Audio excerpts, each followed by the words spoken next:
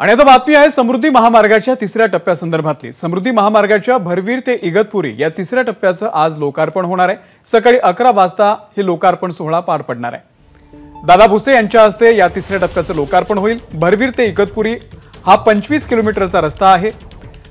एकूण 16 गावांमधून जाणारा हा रस्ता, त्यामुळे या टप्प्याच्या लोकार्पणामुळे 701 किलोमीटर पैकी आता एकूण 625 किलोमीटर लांबीचा समृद्धी महामार्ग वाहतुकीला खुला होणार आहे। मुकुल कुलकर्णी या संदर्भातले अपडेट देतील। मुकुल। अमोल, थोड्याच वेळात म्हणजे 11 वाजता समृद्धी महामार्गाच्या तिसऱ्या टप्प्याचं लोकार्पण होणार आहे। नाशिक जिल्ह्यामधला हा 25 किलोमीटरचा मार्ग आहे आणि या 25 किलोमीटरचा मार्ग आजपासून वाहतुकीसाठी खुला होणार आहे। एकूण 701 पैकी 625 किलोमीटर आतापासून वाहतुकीला उपलब्ध होणार आहे।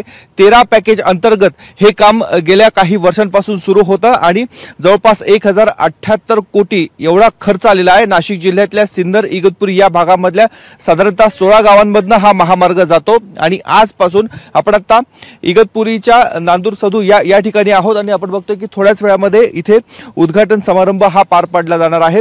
नाशिकहून मुख्यतः शिर्डीला जे भाविक जातात, इगतपुरी त्याचबरोबर मुंबईहून जे भाविकांना शिर्डीला जावं लागतं त्यांच्यासाठी अत्यंत सोयीचा हा मार्ग असणार आहे, कारण अवघ्या 1 तासामध्ये इथून शिर्डीपर्यंतचं अंतर हे कापलं जाणार आहे। त्यामुळे गेल्या अनेक दिवसांपासूनची प्रतीक्षा होती। लोकसभा निवडणुकीच्या तोंडावर या समृद्धी महामार्गाच्या तिसऱ्या टप्प्याचं लोकार्पण होत आहे। त्यामुळे राजकीय दृष्ट्या देखील हा सत्ताधारी पक्षांना याचा कसा जास्तीत जास्त फायदा करता येऊ शकतो या पद्धतीचं नियोजन हे केलं जात आहे।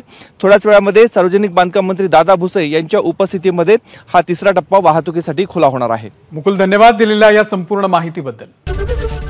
एबीपी माझा, उघडा डोळे बघा नीट।